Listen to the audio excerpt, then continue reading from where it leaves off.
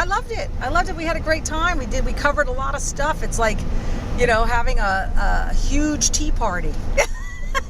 You'll have to look back to see the clock game. Oh, did I miss it? Here it is. All right.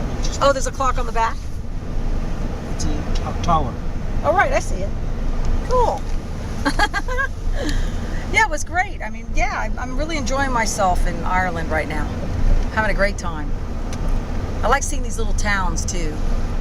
So we don't have a lot of this in California. Will you? We have malls. They say malls. No, I'm kidding. Malls, yeah. Malls. We have a lot of big malls, corporate.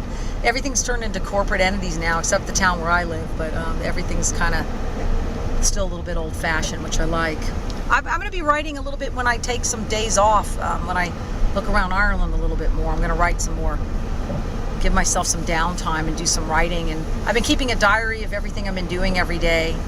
And even the food, because the food is different. Since I lived in England for a year, it was fun. I was curious to see if it was going to be different in some way. Of course, you got fish and chips and things like that, but I had this mango chutney panini, and that was a bit different. I was like, how is that possible? Mango chutney panini. And then I asked the guy, is there cucumbers in it? And he's like, yeah, there's cucumbers in it. And I'm like, you didn't tell me pickled cucumbers. There's a little bit of a difference. So I had to kind of pick them out. I had to do the little, put the salad in. There's just too much flavor. I was like, whoa. Anyway, I got to say the bread pudding was great too. Actually, I've performed with either a piano player. I had an amazing, great. Look, there's a lot of great jazz piano players. The best jazz piano players are the ones that don't overdo it.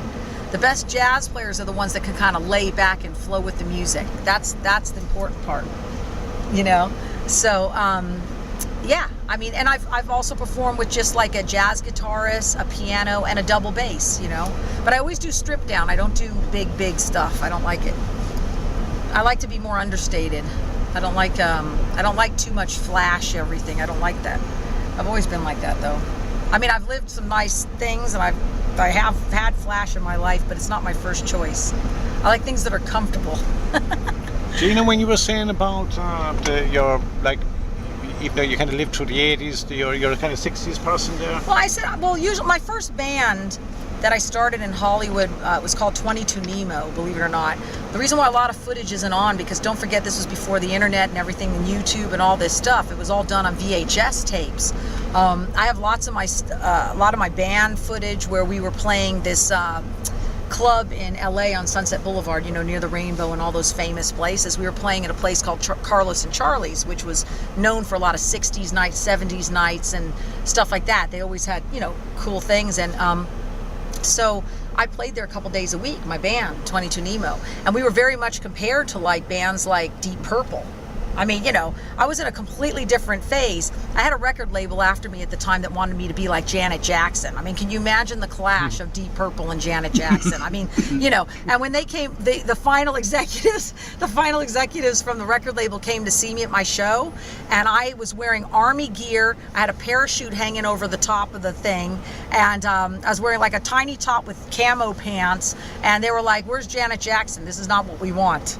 They wanted 80s. They wanted control. Control. So, and I was like, that's just not my thing, And actually looking back, I'm glad I didn't do it. I would have felt silly like a lot of those 80s people. Paddy, you're into Deep Purple, aren't you? Oh, Deep Purple. Yeah. Big into Deep Purple. That is the, what were they called? Mark II. Ian Gill and Roger Glover. You with? Gina? Yep. When you were again back to 60s, did you meet Bob Dylan? I've never met Bob Dylan, but my dad, this is an interesting story. My dad was from the old timers, right before Bob Dylan. He was from the real jazz hipsters. These were the people that Bob Dylan emulated.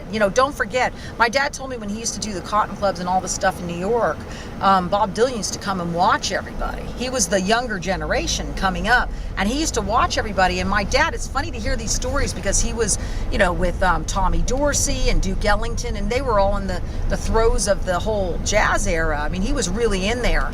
And to hear him say, like, Bob Dylan plagiarizes everybody, that was funny. Because I was like, what do you mean? He's like, oh, that kid used to come around, watch us all, and take from us all the time. And That's funny. You know, funny. Is it true?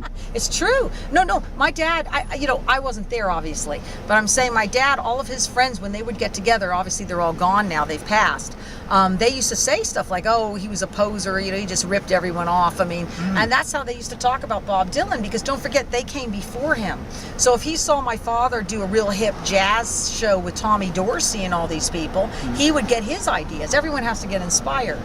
But I guess he went more into folky thing and everything. But don't forget, with his lyrics and his writing, you know, he may have taken that from someone. We don't know, you know. And you can, I'm not, obviously I wasn't there, like I said, but it's very easy to take a song and re-copyright it. I mean, a lot, you know, you could take a song, change the first 8 bars, and you can make it a different song. And anyone who's a musician knows that they could do that, you know. But you know, so it's not very difficult to, you know, change a song and take from someone. You know, you just have to live with it yourself. You know, I never try to take from people. I like to get inspired by people, but I've never had to take it from anyone. I mean, I guess there's been cases when some people, you know, they take without consciously knowing it. I mean, there's been cases of that. And don't forget, like when you're in poetry groups and you're seeing poems every single day, I mean, you don't know, sometimes you don't know. You know, like I said to you as a joke, I don't think I've repeated myself yet. You know, because I've written so many poems, you know, like every day, you know, but then I realized I had repeated myself. I did do 2 poems that were very similar, but that's after hundreds and hundreds of poems, you know what I mean? I've done pretty well. But no, but I'm saying you don't know, sometimes people just pick it up. You can be listening to a song on a radio and you may just pick up a hook and not know it, you know. That happened to me with one of my songs, actually, and I didn't take it further, but I wrote the song Dreamer on my album Plastic Wonderland, and it's played on everything.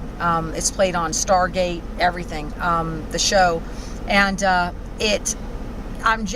hook is, I'm just a dreamer, right? It's just like, it's a really beautiful hook.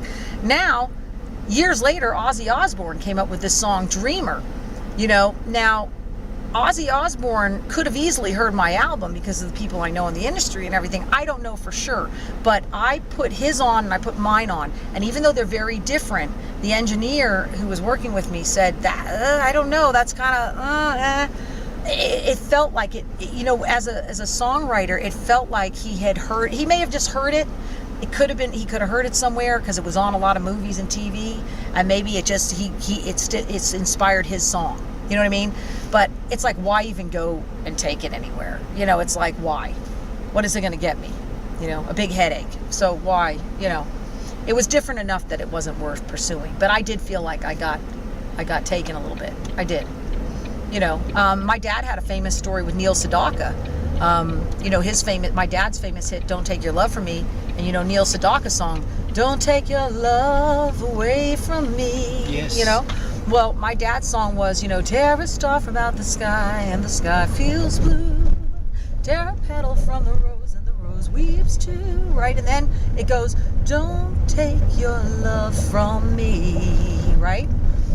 But Neil Sedaka came in with, you know, don't take your love away from me. Now, you can think of that in 2 different ways. My dad, I think, took him to court. I can't remember the whole thing, but and I think he did win. But the whole point is that it's not exactly alike, but you kind of go, wait a minute, that feels like you ripped me, you know.